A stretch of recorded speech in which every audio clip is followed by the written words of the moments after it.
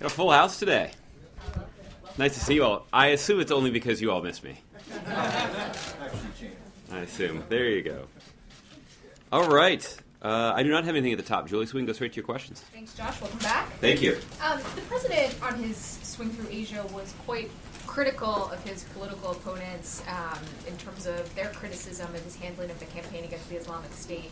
Over the weekend, Leon Panetta, who obviously worked for the president, said that the resources being applied to the Islamic State mission have not been sufficient. Dianne Feinstein, a Democrat who's been quite supportive of the president, said something similar. What does the president make of the criticism coming from people who have either worked for him or been partners with him in Washington? Well, Julie, I haven't spoken to him about those specific comments that you've just cited. I think the one thing that I think there are two things, actually, that at least those two individuals are keenly aware of. The first is that both of them are aware of how challenging this particular problem is. When it comes to the situation in Syria, for years, this has been a difficult problem to work through. And there's no denying how significant that challenge has been as the United States and our coalition partners have worked through it. The second thing, and in some ways this is more important, each of them, to a person, is keenly aware of the priority that the president has placed on working through this problem in a way that advances our national security interests.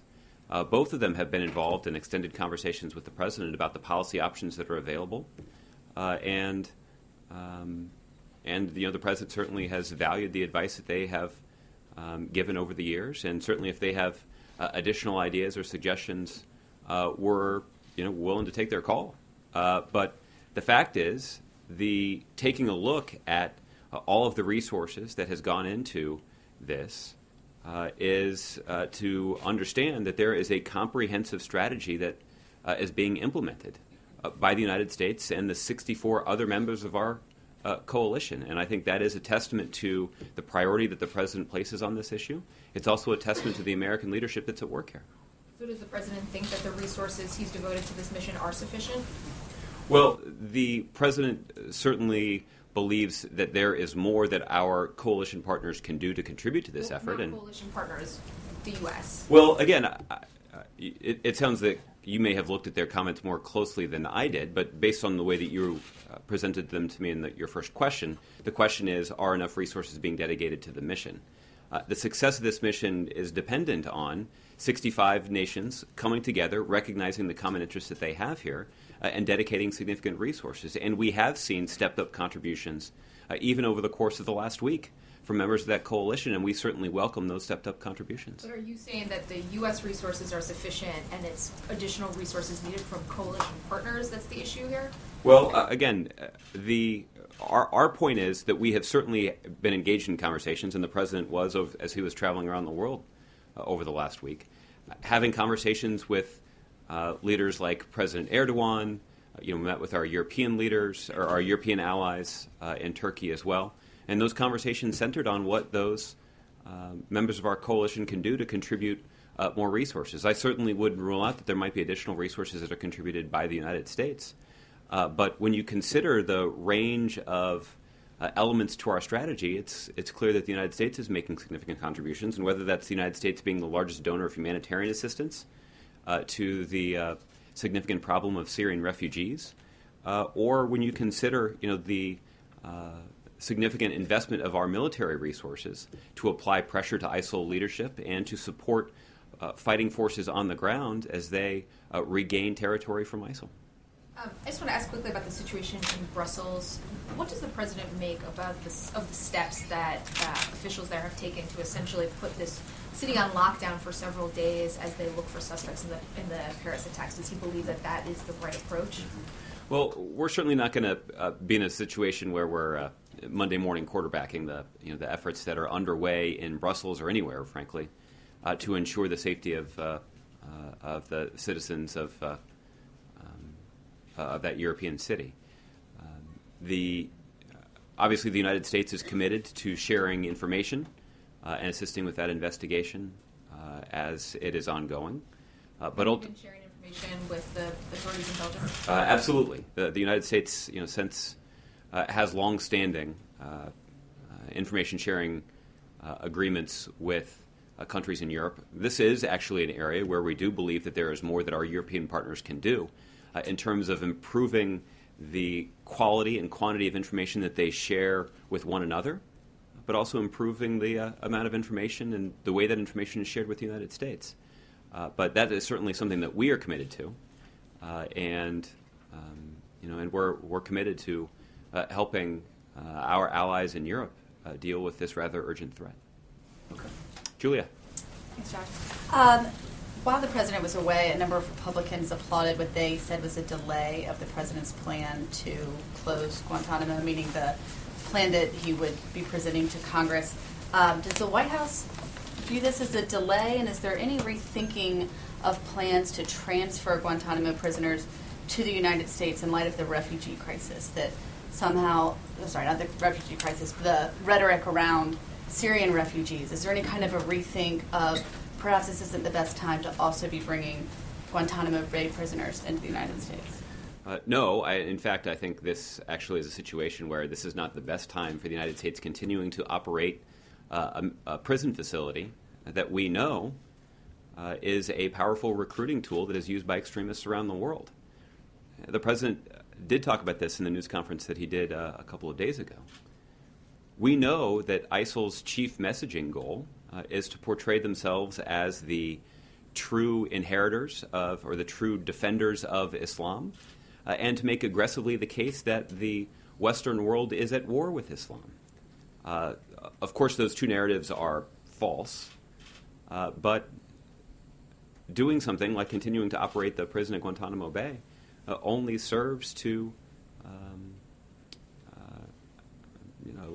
advance the narrative that ISIL is seeking to write, and that now is actually a good time for the United States to take the long overdue step of finally closing the prison at Guantanamo Bay. It doesn't serve our national security interests. If anything, it undermines them, and is certainly not an efficient or effective use of taxpayer dollars when you consider the alternatives that are available, which is to transfer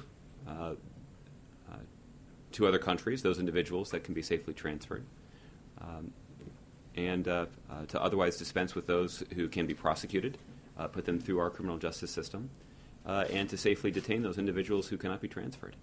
And there's no reason that we can't make progress with that regard. So when should we expect to see that plan? I don't have an update for you in terms of the timing, but sometime soon. I mean, you used to say soon. Is it still? That's still generally the time frame, but at some point that probably becomes inoperative. But the commitment that does remain operative is that that's something that we do intend to present to Congress, and when we do, that's something that we'll make public for all of you to consider as well. Okay. I also wanted to get your reaction to the drug company Pfizer's announcement that they plan to buy Ireland-based Allergen, which would be the largest tax inversion deal. Mm-hmm. Democratic presidential candidate Bernie Sanders said the U.S. should block that deal.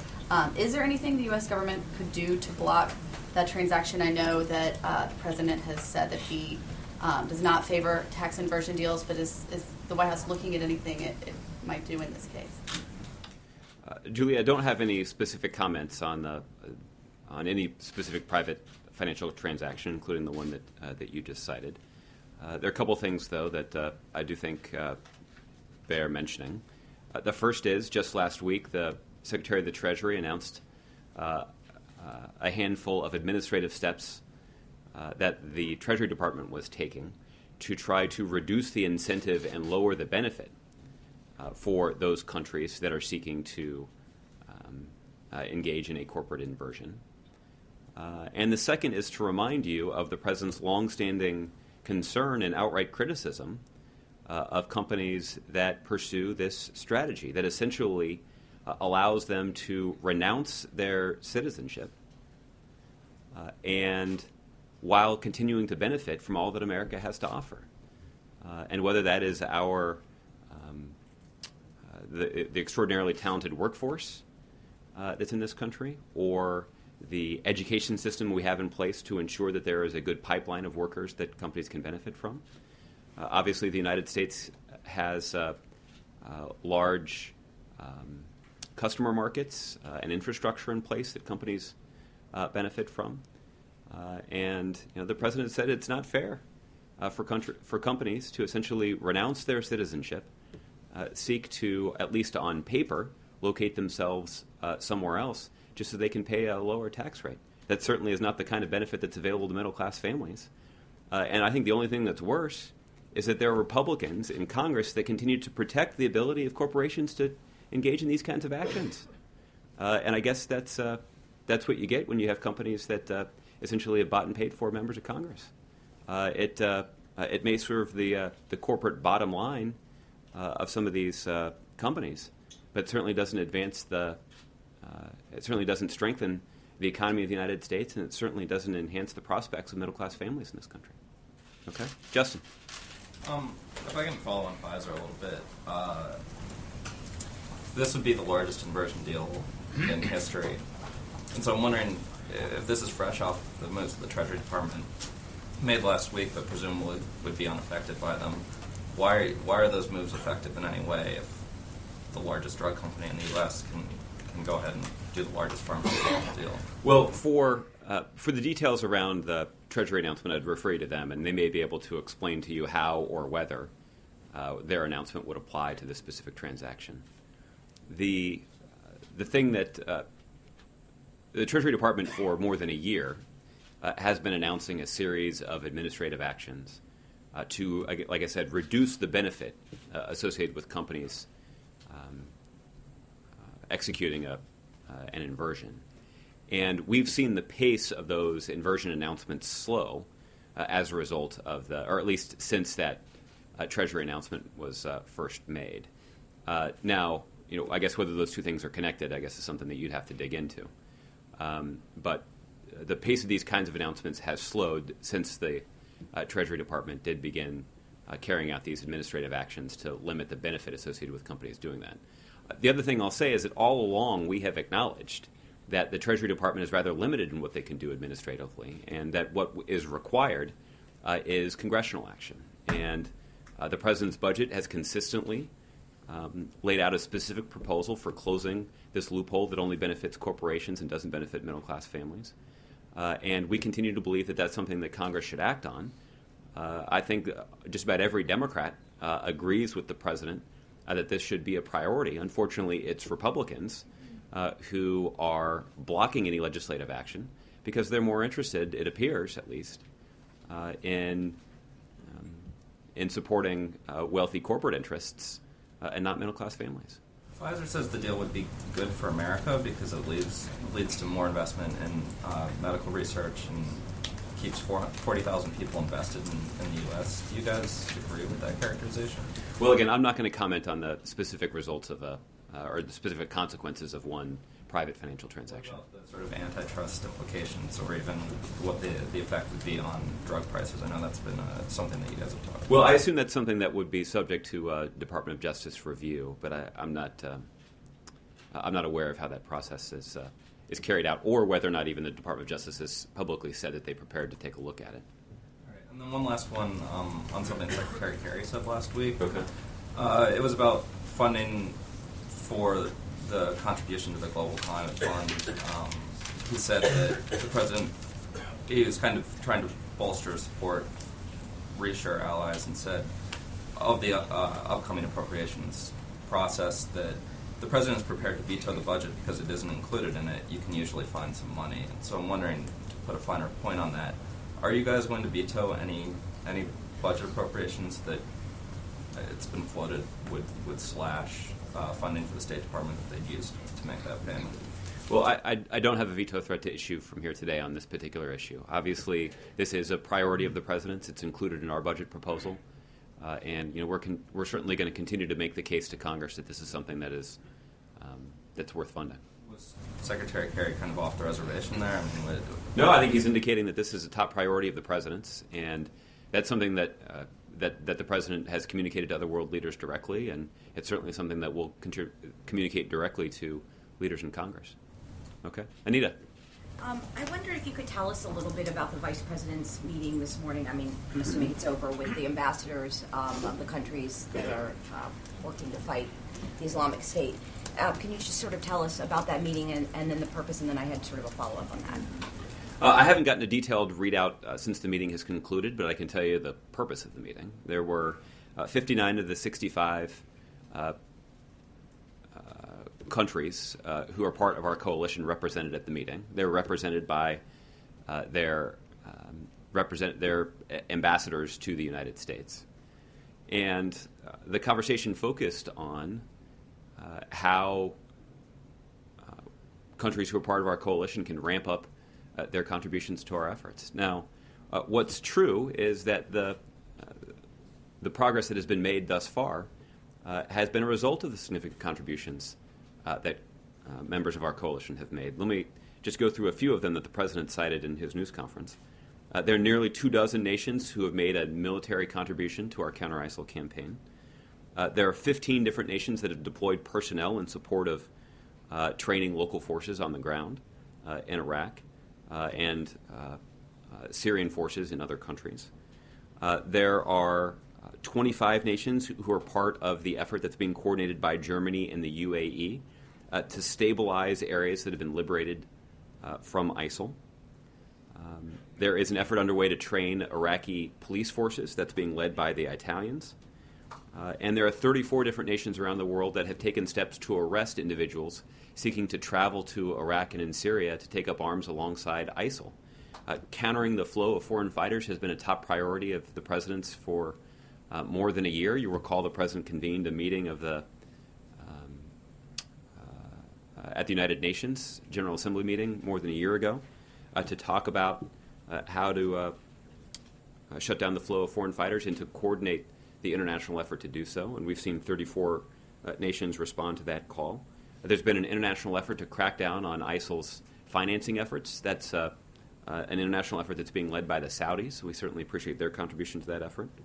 And we've also talked about how important it is to counter ISIL's messaging online and to make sure that we are mobilizing resources and voices inside the Muslim community to counter ISIL's narrative. And there's a communication center that was opened at the in the UAE to lead this effort, but we would anticipate that there'll be additional centers that will be opened around the world, including in Malaysia, where the President just was. The last thing that I'll note is that we should not overlook the significant humanitarian effort that's underway to try to meet the basic needs of those millions of Iraqis and Syrians who are fleeing violence in their home countries. And the international effort to try to meet their basic needs is important and is dependent on international coordination and dependent on the leadership of the United States, because the United States has actually made the largest contribution to that effort. I just want to be clear.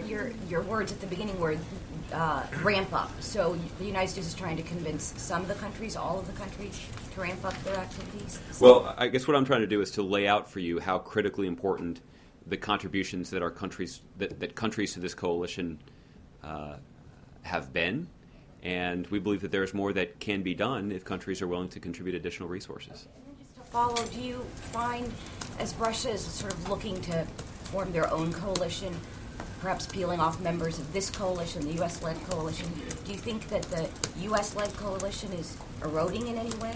There's zero evidence of that. And what your thoughts on what Russia's doing in terms of trying to form their own coalition? Well, again, I think the President's been pretty blunt about what Russia's doing. Right now, what Russia is doing is they are undermining our effort to reach a political settlement. And they're doing that because they are concerned primarily with propping up the failed regime of Bashar al-Assad. And those efforts only undermine our ability to engage the moderate Syrian opposition in a discussion about the long overdue political transition that even Russia acknowledges is needed and long overdue inside of Syria. So we've also said, and the President said this on a number of occasions as well, that if Russia is prepared to change their strategy and prepared to focus their efforts on ISIL and to work with the international community to do that, then we would welcome them as members of our coalition. And certainly their efforts and the resources that they could bring to bear would be important. But thus far, they've been unable to do that. They focused on another goal, and it is not one that has allowed them to build a a coalition on nearly the scale of what the United States has built. So, the president had an opportunity to discuss this issue directly with President Putin while we were in Turkey last week. And I know this is a conversation that Secretary Kerry has had with his Russian counterpart, Foreign Minister Lavrov, on a number of occasions, and we're going to continue that conversation, particularly now that, tragically, that Russia understands the stakes for going after ISIL. Okay, Bill. Given everything you've said today and what the President said in this news conference about the support of the coalition and the President's obvious reluctance to commit any further U.S. ground troops, what in the world can come of the meeting between him and President Hollande? What's the deliverable, other than expressions of solidarity and support? Well, I don't want to get ahead of the meeting, but I also wouldn't downplay the significance of additional expressions of solidarity and support. This is a time when the French people are grieving and knowing that that they can count on the most powerful country in the world to have their back as they determine what's necessary to strengthen homeland security in their own country, but also to take the fight to ISIL. I think that's will be a source of significant comfort to the French people. We've also seen the French, just in the last week, announce their willingness to ramp up their contributions. And we did see French military pilots carry out an additional round or two of airstrikes over Syria. And we certainly welcome that contribution. So I think there's plenty for the two leaders to talk about. And you'll have an opportunity to hear from them directly after they have their meeting, and you can get a better sense of what they discussed. You're talking about everybody else ramping up their contributions. You're not talking about the U.S. further ramping up its contribution. Mm-hmm. Well, Bill, we've been leading this coalition. So we formed the coalition. We continue to lead it. And I think, whether you look at the humanitarian assistance that we've provided or the contribution that the United States has made to the ongoing military campaign, our contribution has been significant. And the United States obviously has unique capabilities that we can bring to bear, and we have used them. Let me give you one example. I just mentioned the French airstrikes that were carried out over Syria last week, and that represented an escalation of their efforts. The airstrikes that they carried out were based on targets that were identified by the United States, based on intelligence that had been conducted by the United States. They were supported by mid-air refueling that was conducted by the United States. And they were backed by contingency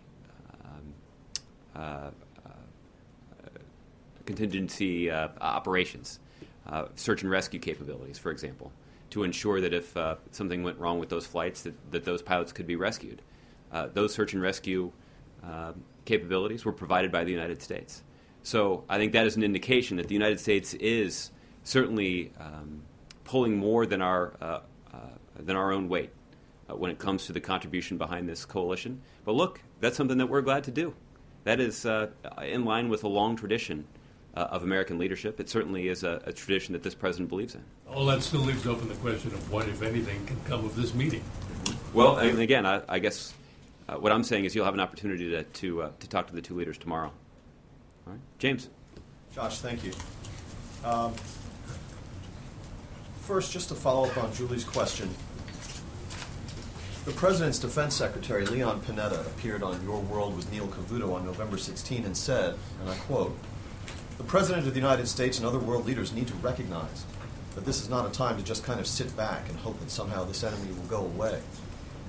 The President's other Defense Secretary, Robert Gates, appeared on Your World with Neil Cavuto 4 days later on November 20 and said, "We have all along underestimated ISIS, both in terms of how tough it will be to root them out in Syria and Iraq, but also their ability to extend beyond that area, to Europe and potentially also to the United States." And then we also have the comments from Dianne Feinstein, quote, on Face the Nation yesterday, "I don't think the approach is sufficient to the job.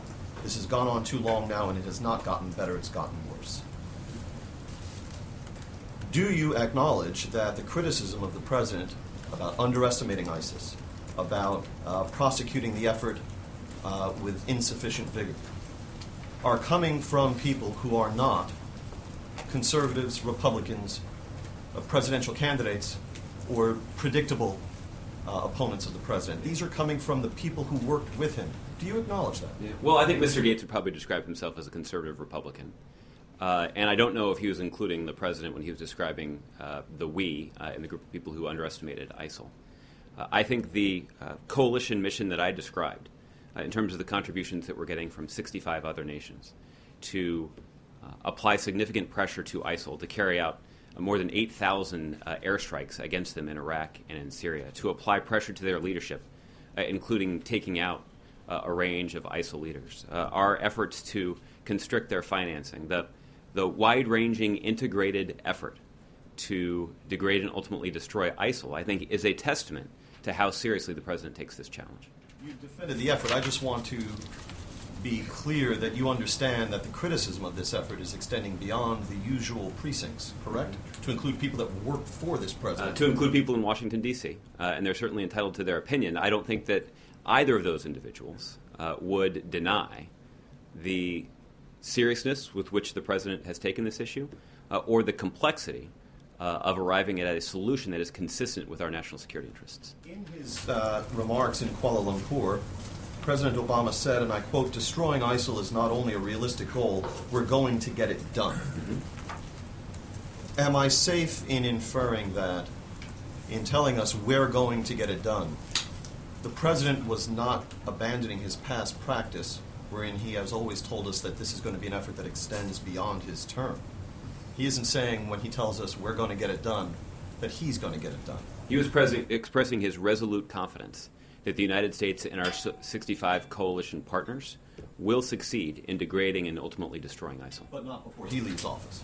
No, the president was clear that the length of time that this is likely to take will require a substantial commitment, both on the part of the United States but also on the part of the world.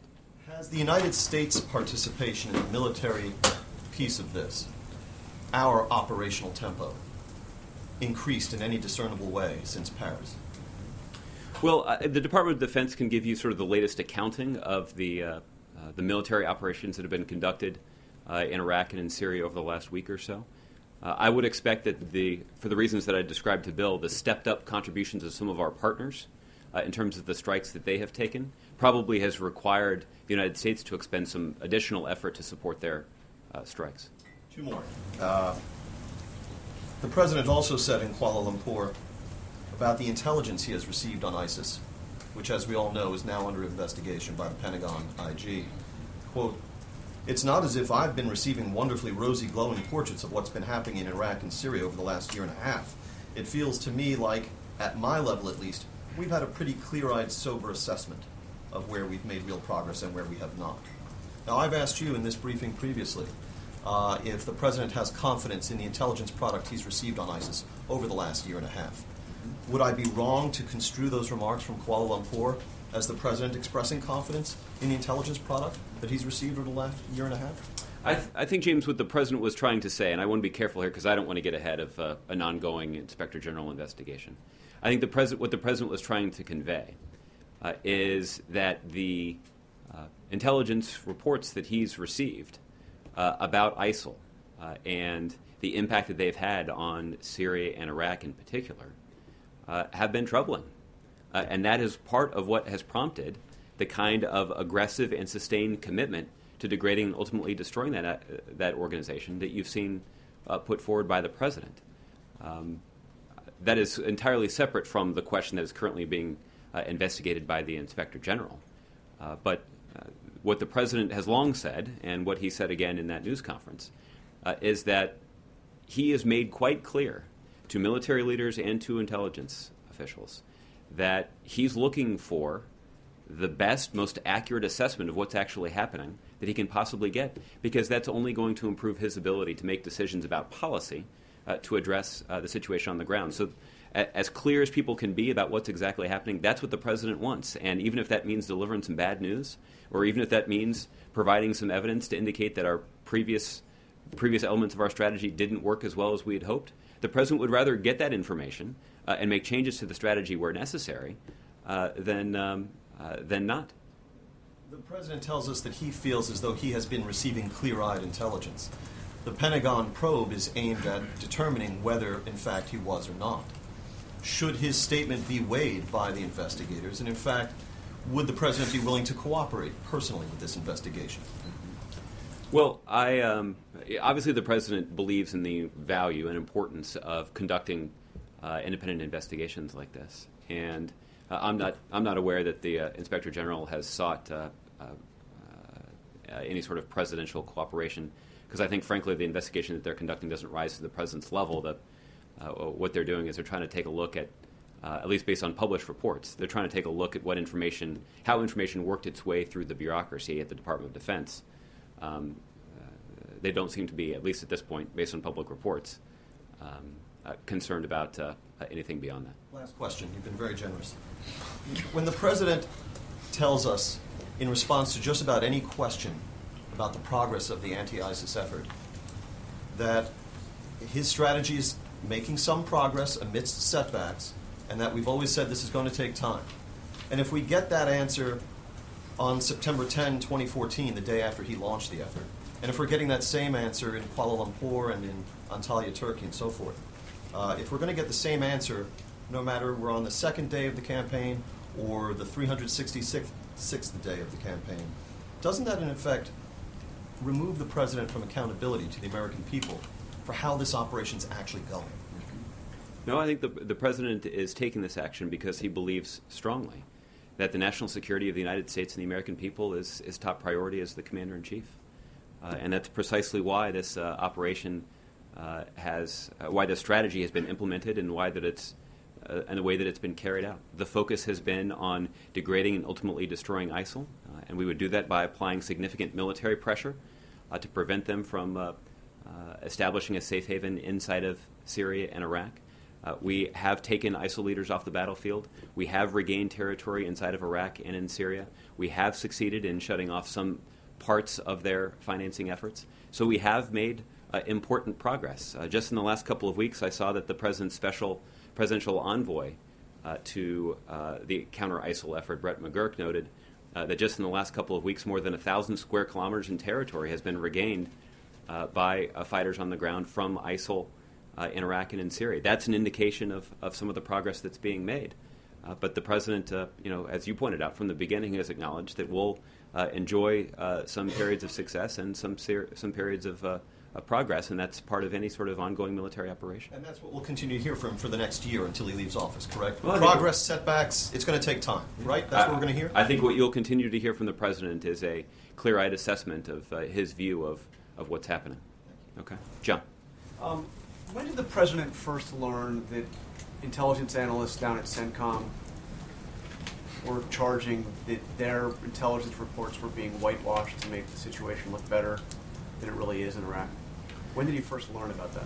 Well, John, I don't know the answer to that. I'll tell you, I first learned about it when these individuals, when it became public that these individuals had raised their concerns with the Inspector General.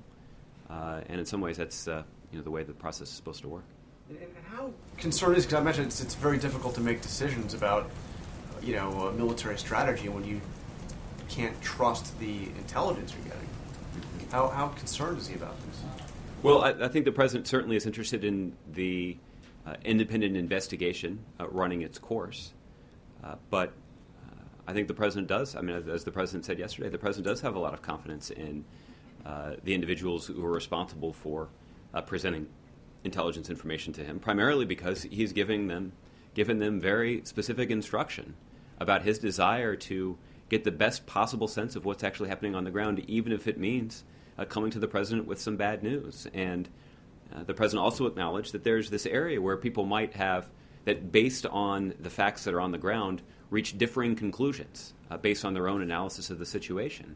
That's entirely appropriate. We want people with different points of view to be considering the facts and presenting their analysis to the president, and that there is a mechanism for ensuring that differing views are incorporated into the intelligence material that's presented to the president, and the president certainly encourages those differing points of view from being represented in the materials that he's presented. Has he noticed a more realistic or pessimistic assessment coming from the CIA and other intelligence agencies than what he's seen come up through the military? It'd be hard for me to offer that assessment to you, John, just based on based on the amount of intelligence that I see is much less than the amount of intelligence the president sees. So it's difficult to answer that question. I'm not aware that anybody has expressed a tangible change in the intelligence that's being presented to the President of the United States that doesn't reflect the kinds of changes that we're actually seeing on the ground. I mean, that's what's hard about this, is it's hard to sort of control for. Would he say that there has been, to a degree, an intelligence failure with the rise of ISIS? I mean, it caught so many people by surprise. It seems to have clearly caught the president by surprise, that the rapidity with which ISIS swept into Iraq and took over this such a large area. Well, I think, John, I think the one area where there has been some surprise expressed was in, frankly, the weakness of the Iraqi security forces, who were responsible for protecting the nation of Iraq from the ISIL advance. And I think there was surprise expressed that those forces retreated so rapidly in the face of ISIL fighters, in the face of that ISIL challenge. But for more detailed assessment of what the intelligence looked like prior to ISIL making those significant advances, you probably have to ask somebody in the IC. Can I ask you about something else John Kerry said? Sure. He was commenting on the attacks in Paris and comparing them with the Charlie Hebdo attack, saying that there was a sort of particularized focus of perhaps even legitimacy in terms of, well, not legitimacy, but a rationale. You could attach yourself to somehow and say, okay, they're angry because of this and that. What do you make of the Secretary of State suggesting, first, that there could have been legitimacy to the attack on Charlie Hebdo, or at the very least a rationale to those attacks, and saying that somehow those were more understandable than what happened in this latest Paris attack? Well, John, in the aftermath, you'll recall, of that specific attack, we made quite clear from this podium that there is no justification for an act of violence like the attack that we saw carried out by against the editors at Charlie Hebdo. And I feel confident in telling you that the Secretary of State strongly believes that sentiment. He certainly doesn't believe there's any justification for the kind of violence we've seen perpetrated by terrorists, either against people at Charlie Hebdo or the kind of or the citizens of France in this most latest incident. Suggesting that there was a legitimacy or a rationale? Well, I think that he said the word legitimacy and then said that, well, he said, not legitimacy, but rationale. Yeah. Again, I think you have to ask him about that. Okay. April. Josh, I have a couple of questions I want to ask you on a couple of different subjects. First, I want to ask you about this issue of surveillance of the mosques, and certain mosques in this country that Donald Trump keeps reiterating. And he started it before the Paris attacks. What does this White House feel about that? Well, April, this may be a source of disappointment to you, but there are times where I've chosen to weigh in to the irresponsible rhetoric that's being spouted by Republican candidates for president, and times when I've declined to do so. I think this is going to be one of those times when I'm going to decline to do it. This is a very serious time when there is a thought process that is seeming to be more vocal in this country about security issues that are trumping the principles of this country. And that's why I'm asking you that question in all seriousness. And it's not necessarily about Donald Trump, but it's something that he's putting out there, and people are listening to it and actually embracing it. Well, April, I'll just say that I'd encourage you to take a look at the comments that the President made at his news conference in Kuala Lumpur, where he was quite clear about the fact that language that is used to target or discriminate or specifically alienate Muslims only serves to advance the narrative, the false narrative, that ISIL is trying to write.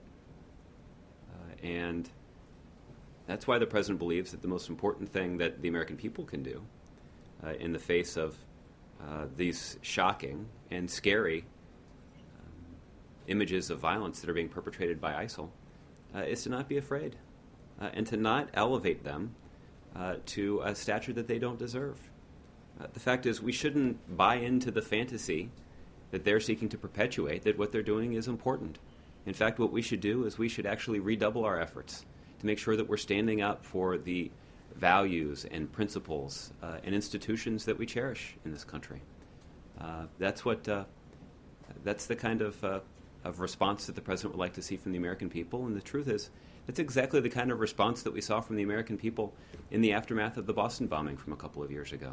We saw the people of Boston in the face of a tragic, violent terrorist incident on one of the most special days of the year in Boston. We saw the people of Boston respond in the spirit of Boston Strong, and days later they showed up at Fenway Park for a baseball game to sing the national anthem. And a year later, they had a huge showing to watch another running of the Boston Marathon. And that really captures the spirit and resilience of the American people. And seeing the courage that has been on display by those who survived the attack, they are an example of a powerful example of the American spirit, and that should serve, frankly, as an inspiration to the American people, even in the face of these violent acts that ISIL has perpetrated on another Western city. And along that line, last week I talked to former Virginia Governor Doug Wilder, who was asked about the fact that security is being pit against the principles of this country when it comes to immigrants and immigration, talking about the refugee issue of the Syrian refugees coming here. And he said that there was an aspect of discrimination as it relates to this controversy over the refugees. Does this White House feel the same about that? Well, certainly there are some individuals who suggested that there should be a religious test imposed on our refugee program, and I think that would be a discriminatory practice that is inconsistent with the values that we have cherished since the forming of this country. So I guess from that standpoint, he's got a point to make. One last thing. Going back to Donald Trump, he basically told someone, an activist for the Black Lives Matter movement, to get out and get out of his rally, and he was roughed up. This White House has had members of grassroots organizations, to include members of Black Lives Matter, at the table to talk to them about issues going on. Is this now the time where candidates should talk to people, hear what they have to say, or is it the right thing to do to say, get out? Well, this is not a departure from Mr. Trump's habits. He's previously had reporters who were asking him tough questions removed from the room.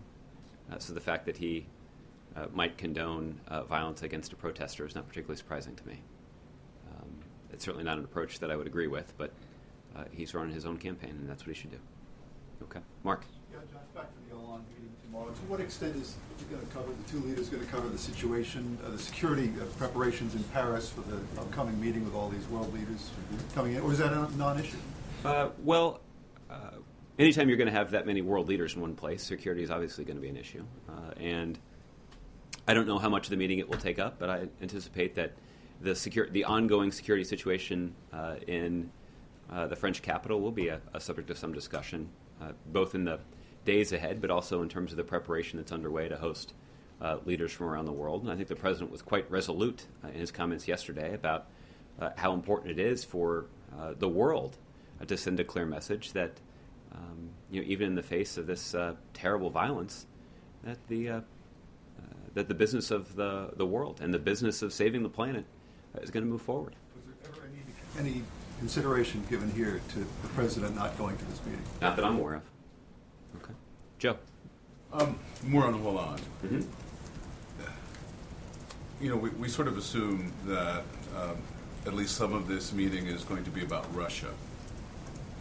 My question to you, just to sort of start off, is does the administration see Hollande here as sort of a mediation between the United States and Russia, especially given the fact that he's going off to meet with Putin afterwards? Mm-hmm. Well, I think you'd have to talk to President Hollande about what he plans to say to President Putin. Frankly, what President Obama is interested in doing is showing, I think in a very visible way, the solidarity that the United States of America feels with our allies in France, even in this very difficult hour for that country. This is a nation that's grieving.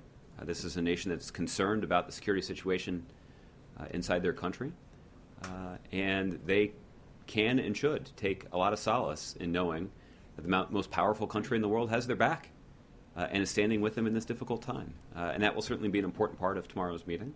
I think they'll also have some tangible conversations about what steps the United States is prepared to take to help them with the security situation in their country, particularly when it comes to intelligence sharing. We certainly believe that there is more that France and their European partners can do in terms of sharing information among themselves and with the United States, and we obviously would welcome steps that they would take to do that. We believe that would have a positive impact on the security situation, not just in Europe, but also in the United States. And I would anticipate they'll also discuss how France can continue to ramp up their contribution to our counter-ISIL effort, including in the category of military contributions that France is prepared to make to this effort. What are the tangible steps that Russia would need to do in order to create more cooperation on the issue of ISIS? Mm-hmm. Well, what we've made clear, Joe, is that the Russians need to ensure that they have a military strategy that's consistent with the diplomatic and political objectives that they themselves have identified. That's been the real problem that Russia has had, both in terms of pursuing their own strategy, but also in terms of getting people to go along with it. There's this fundamental contradiction to what they say that their goals are and what they're actually doing on the ground. The fact is, President Putin himself has acknowledged that the terrible problems that are plaguing Syria right now will require a political solution and a political transition. But as long as Russia is engaged in a significant military effort to prop up Bashar al-Assad, that is only going to make it more difficult for that political transition to actually take place. It's going to push that political solution further off into the distance, not bring it closer. And that's a problem for our 65-member coalition. It's also a problem for Russia. And that's something that the president's tried to persuade President Putin directly, and I know that other world leaders have tried to do the same.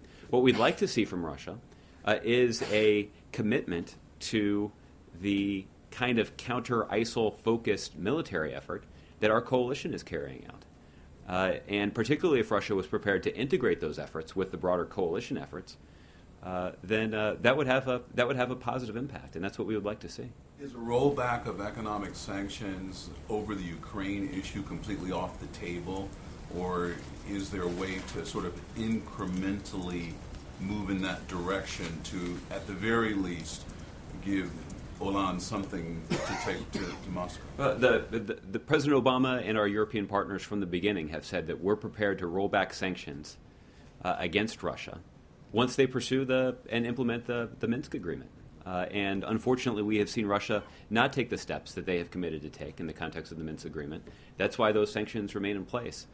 They shouldn't inhibit our ability to focus on other national security interests. For example, it didn't inhibit our ability to work with Russia to secure the agreement with Iran to prevent them from obtaining a nuclear weapon.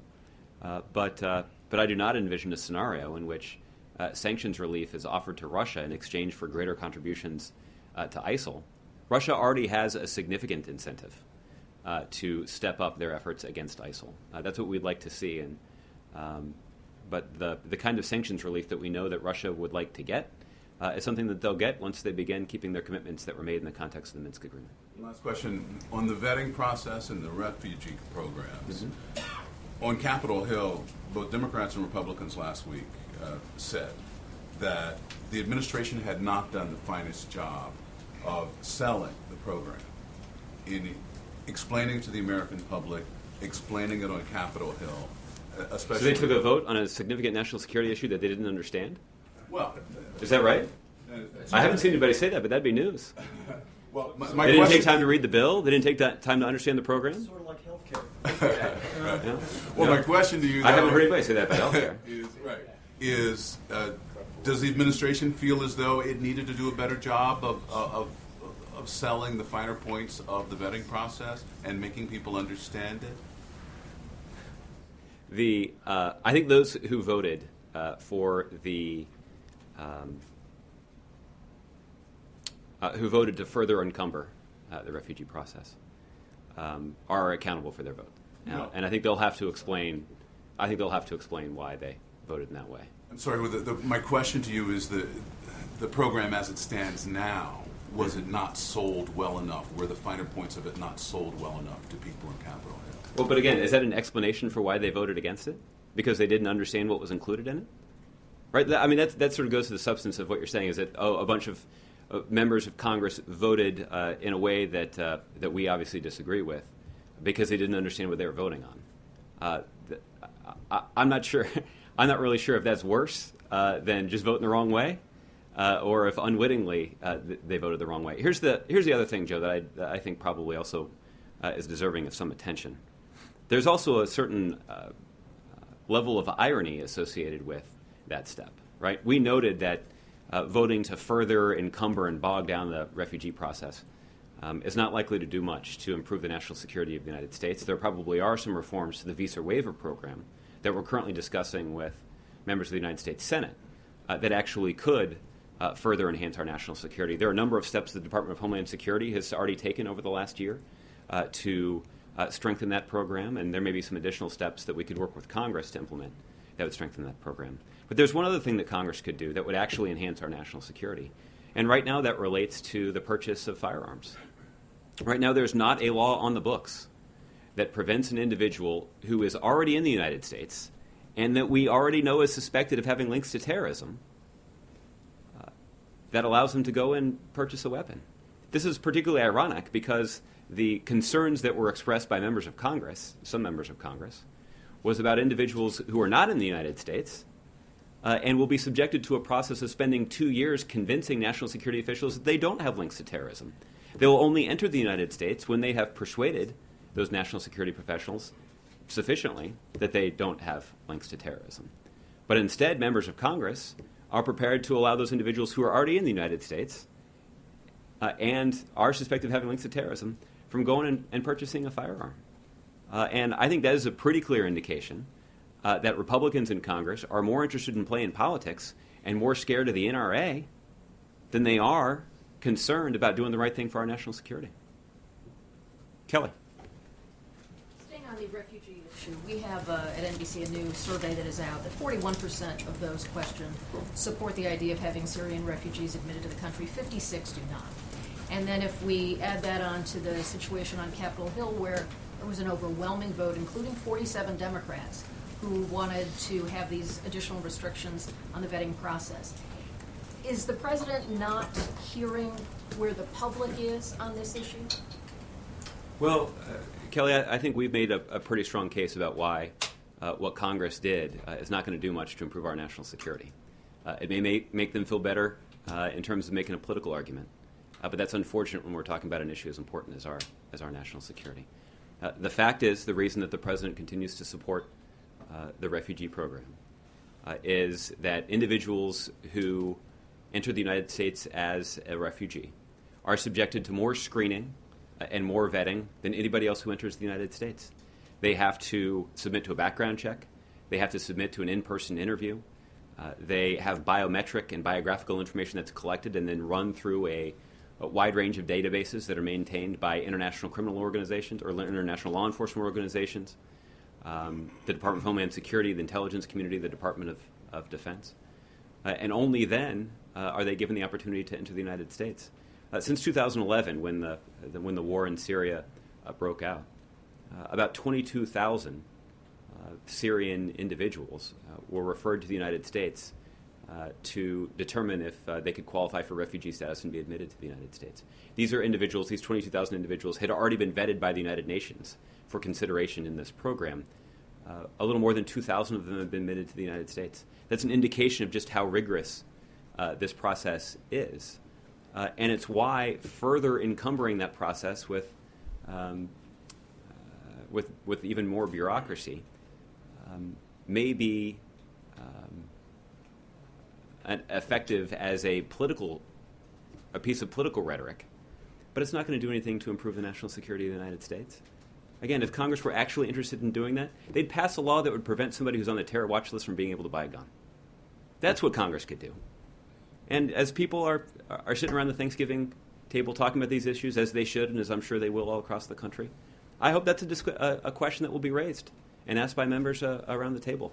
That if we're going to have a serious discussion in this country about national security, Let's talk about some pretty obvious things that Congress can do. And one obvious thing that Congress can do is pass a law that prevents somebody who's on the terror watch list from being able to buy a weapon. There's no reason. I'm not sure why that's even controversial. I'm not sure why it hasn't been done so far. I suspect, however, that has a lot to do with the fear that Republicans have of the NRA. Do you think it's fear on the part of those Democrats, though, who also sided with Republicans in voting that way last week? Maybe. It's unfortunate. For tomorrow's meeting, is there any concern that if President Obama does not have some specific, you did mention tangible, but something specific to offer the French president, that when he does then go on to Russia, is it possible that Vladimir Putin will see that as an opportunity to try to outdo President Obama in close proximity, judging sort of these two meetings almost side by side? Yeah. When you consider the substantial coalition that the United States has built and led, and the substantial contribution that we have made to the variety of lines of effort, it will require a remarkable commitment from Russia to try to match our efforts. But if that's what they want to do, if Russia is prepared to commit the kinds of resources that the United States has in a way that's integrated with the international community to defeating ISIL, we'd welcome that contribution. Look, there's no reason this has to be a competition. We're happy to have their contribution be added to the list. And if it's as sizable as the contribution that the United States has made, we surely would welcome it. Okay? Nadia. Two quick questions. Do you have any confirmation that Qasem Soleimani, the head of the Quds Force, was wounded in Aleppo? Do you have any information on that? I've seen some sporadic reports about this, but I'm not able to confirm them at all.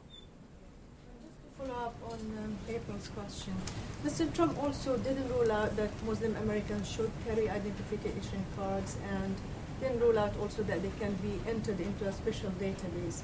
Considering that the president has many Muslim members serving in his cabinet and in the administration, and there are many Muslim Americans who are serving in the armed forces and dying for this country, we don't think that you should address them directly, talking to Muslim Americans.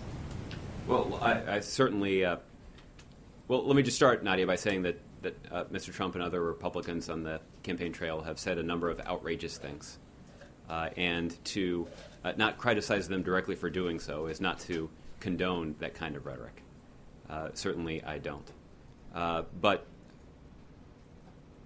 I think the president spoke quite eloquently about how important it is for this country to, even in the face of this terrible violence that we saw perpetrated on the people of Paris, that even in the face of those shocking images, that our response should not be to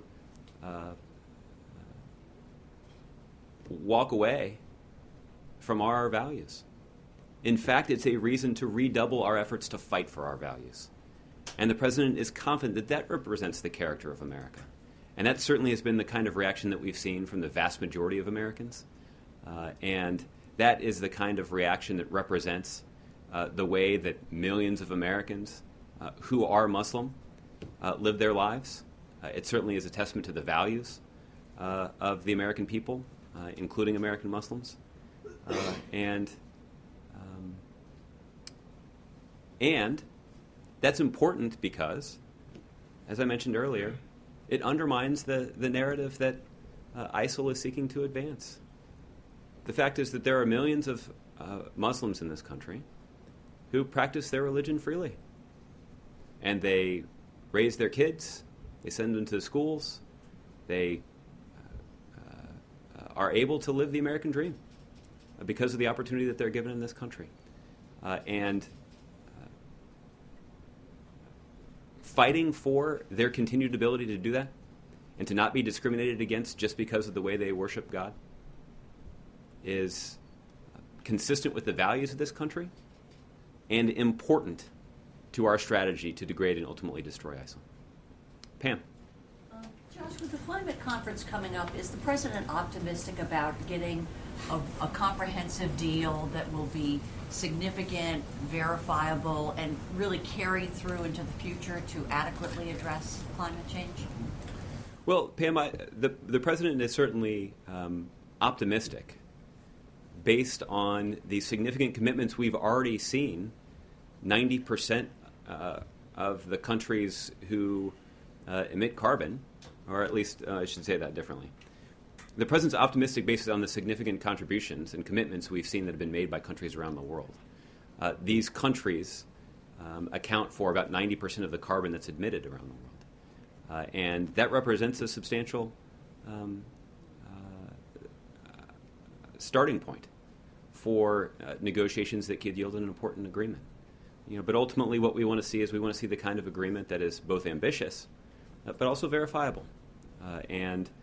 These will be discussions in Paris that will take place that I'm sure will have lots of ups and downs, and there will be periods over the course of that 10 or 12-day conference where I'll be standing here answering questions about the talks being poised to fail, and those will be fun days. I'm sure you all will enjoy them as much as I will.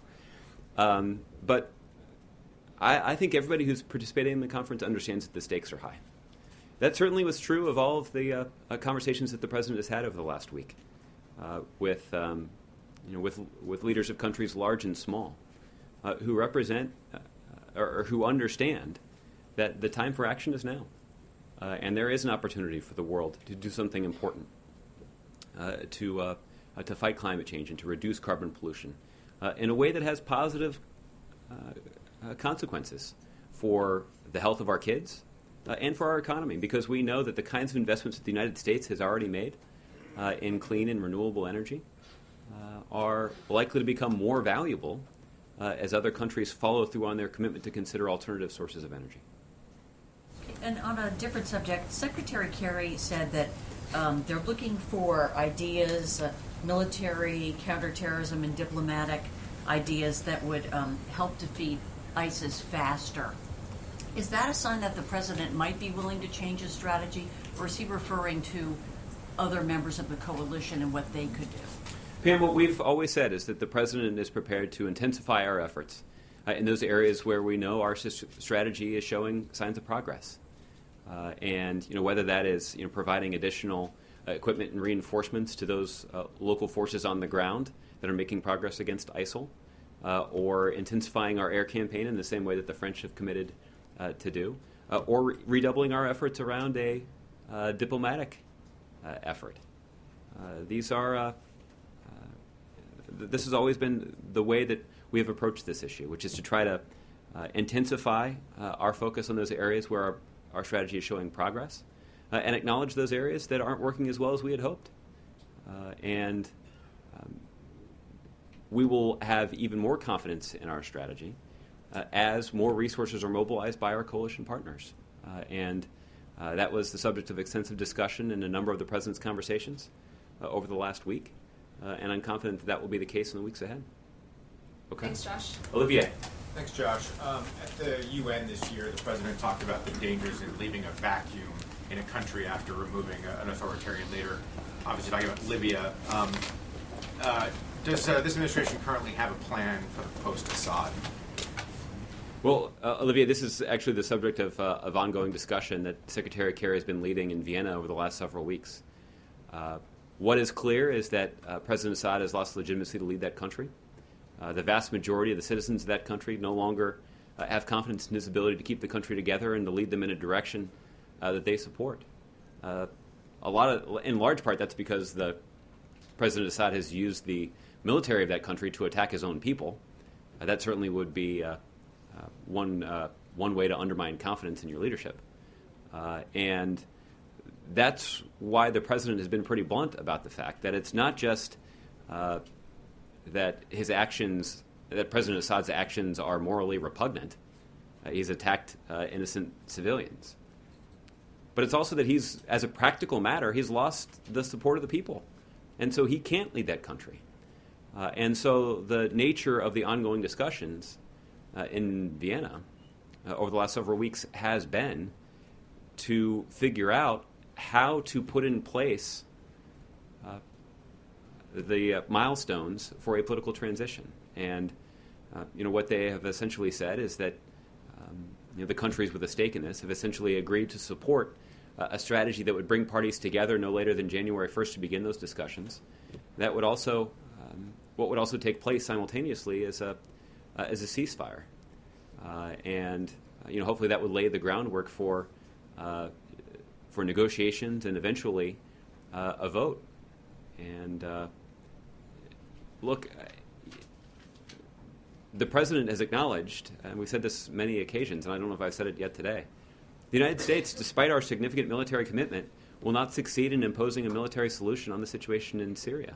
No matter how substantial the military contributions are from the United States and our coalition partners, it's not a military solution that's going to succeed here.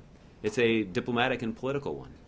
Our military strategy is predicated on taking out ISIL leaders and preventing them from establishing a safe haven. But if we're going to address the root cause of the problems inside of Syria, it's going to require a political transition. And that's difficult work when you consider all of the different interests that are at stake here. That's why there are some 22 countries that are around the negotiating table, including countries with rather diverse interests like Saudi Arabia and Iran. But yet it's because of the leadership of the United States, and Secretary Kerry deserves a lot of credit for this, that we've succeeded in getting everybody in the same room to begin having these conversations. And it's because despite their differing opinions and their differing levels of commitment to that country, all of them acknowledge that a political transition is necessary to address a situation that has had negative consequences for all of the countries involved. And then the American envoy to the OPCW, the organization in charge of overseeing the destruction of chemical weapons, the American envoy today said that the use of chemical weapons in the Syrian conflict is, quote, becoming routine. How does the president's strategy handle this apparently routine use of chemical weapons? And do you know, and can you say, whether these are Assad caches that were missed a couple of years ago, or whether this is new production? Olivia, I have to. I didn't see the comments of our OPCW representative, so I may have to get back to you on this thing. I mean, I think the one thing that is true is that there were, I believe, hundreds of tons of chemical weapons that were in President Assad's stockpile that were effectively identified, removed, and destroyed by the United States working closely with Russia.